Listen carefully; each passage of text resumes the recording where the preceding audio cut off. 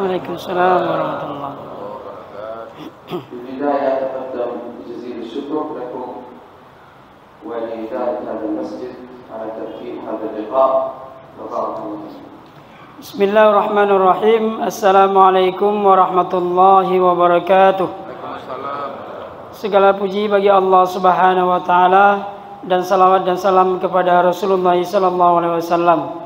Ucapan terima kasih kepada BKM dan juga jamaah sidang Jumat pada hari yang berbahagia ini atas kesempatan dan waktu yang telah diberikan kepada kami untuk menyampaikan beberapa perkara.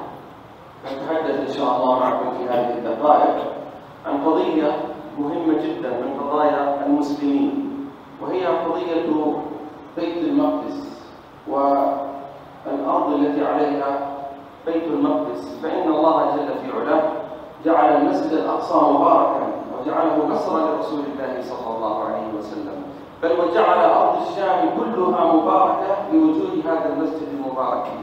وهذه القضية أيها الإخوة قضية المسلمين جميعا وليس قضية قوم بعينهم. Maka pada kesempatan yang berbahagia ini kami akan memaparkan ataupun menjelaskan tentang permasalahan Baitul Maqdis ataupun Masjidil Aqsa, di mana Masjidil Aqsa ini merupakan masjid di antara 3 masjid yang paling utama di dalam kita mengerjakan amal ibadah dan dilipat gandakan oleh Allah Subhanahu wa taala. Dan keberadaan wilayah-wilayah di sekitaran Masjidil Aqsa menjadi berkah disebabkan karena keberadaan Masjidil Aqsa tersebut, dan Masjidil Aqsa tersebut merupakan milik daripada kaum muslimin yang ada di berbagai belahan dunia dan bukan sekedar milik daripada orang-orang Palestina. وجود اليهود في هذه الأرض واحتلالهم لها يعطي المسلم اليقين الزائد بصدق نبوة النبي صلى الله عليه وسلم، ويعطي كذلك المسلم التفاؤل أن هذا العدو إلى زوال بإذن الله تعالى. النبي صلى الله عليه وسلم أخبرنا أنها لن تقوم الساعة حتى يقاتل المسلمون اليهود فينطق الشجر وينطق الحجر ويقول يا مسلم هذا يهودي تعالى فاقتله. وأخبرنا كذلك النبي صلى الله عليه وسلم أننا سنقاتلهم من شرق النهر وهم من غرب النهر. فهذا الذي يحدث يعطينا التفاؤل أنه اقترب الوعد الحق واقترب زوال هذا العدو الغاشم.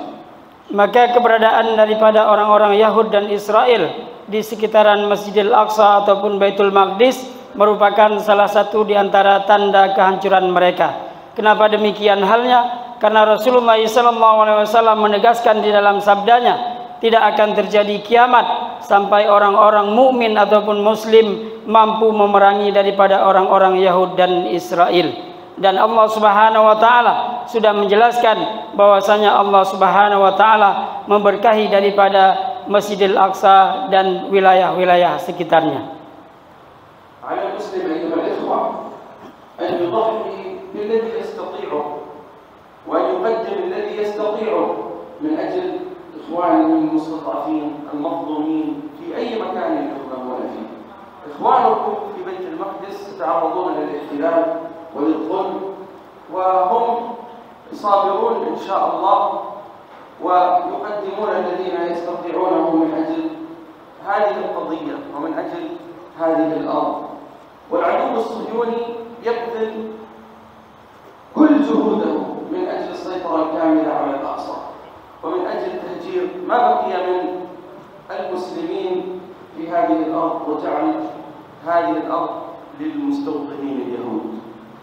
Dan saudara-saudara kita yang berada di sekitaran Masjidil Aqsa yang terus mempertahankan daripada kemuliaan masjid ini, setiap harinya mendapatkan kezaliman, malah pembunuhan. Yang terakhir berita yang kita terima adalah peringatan Isra Mi'raj, di mana kaum muslimin di sekitaran Masjidil Aqsa terbunuh sebanyak 14 jiwa dan salah satunya adalah anak-anak. Maka kewajiban kita sebagai seorang muslim lainnya adalah di saat saudara-saudara kita semuslim mendapatkan kezaliman, rampasan dan malah pembunuhan, maka wajib kita sebagai seorang muslim untuk memberikan pertolongan kepada sesama muslim baik itu berupa doa, moral dan berbagai dukungan yang lainnya. إذا أردنا أن ننتصر على هذا العدو فلا بد من أمرين.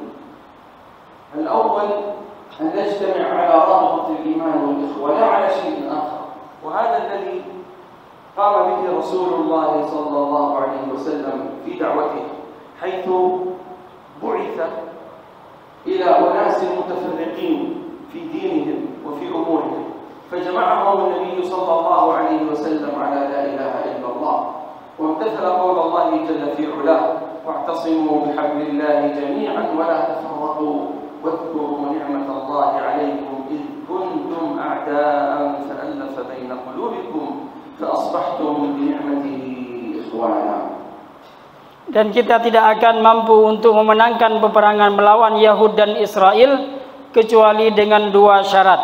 Syarat yang pertama yaitu kita bersatu di bawah naungan kalimat la ilaha illallah, di mana Rasulullah SAW mempersatukan para sahabatnya dari berbagai golongan dengan kalimat la ilaha illallah, sehingga para sahabat dan Rasulullah SAW mampu memenangkan peperangan. Allah Subhanahu wa taala menegaskan di dalam firman-Nya, berpegang teguhlah kamu pada tali Allah Subhanahu wa taala, dan ingatlah di saat kamu saling bermusuhan, Allah persatukan hatimu sehingga kamu menjadi orang-orang yang beriman dan bersaudara. Dan ingatlah di saat Allah Subhanahu wa taala menolong kamu di saat kamu akan jatuh ke dalam jurang api neraka. الأمر الآخر وهو أن نعد العدة وأن نكون أقوياء في مواجهة هذا العدو، فإن هذا العدو قد احتل الأرض بالقوة وبالدماء، فهذه الأرض لن ترجع إلا بالقوة وبالدماء. Maka syarat yang kedua, sebagaimana orang-orang Yahud dan Israel terus berupaya dengan segala kekuatan yang mereka miliki untuk merampas daripada Masjidil Aqsa dan hak orang-orang muslim yang berada di sekitarnya, maka syarat yang kedua yang harus kita miliki adalah segala kemampuan yang kita miliki untuk membantu saudara-saudara kita yang berperang di sekitaran Masjidil Aqsa dan wilayah-wilayah di sekitarnya. وفي الختام أكرر شكري لكم على هذه الاستضافة وبارك الله فيكم والحمد لله رب العالمين والسلام عليكم ورحمة الله وبركاته. Dan sebagai penutup, ucapan terima kasih yang sebesar-besarnya kepada BKM dan juga para hadirin jamaah sekalian. Mudah-mudahan Allah Subhanahu wa taala memberkahi daripada seluruh aktivitas kita. Billahi taufiq wal hidayah. Wassalamualaikum warahmatullahi wabarakatuh.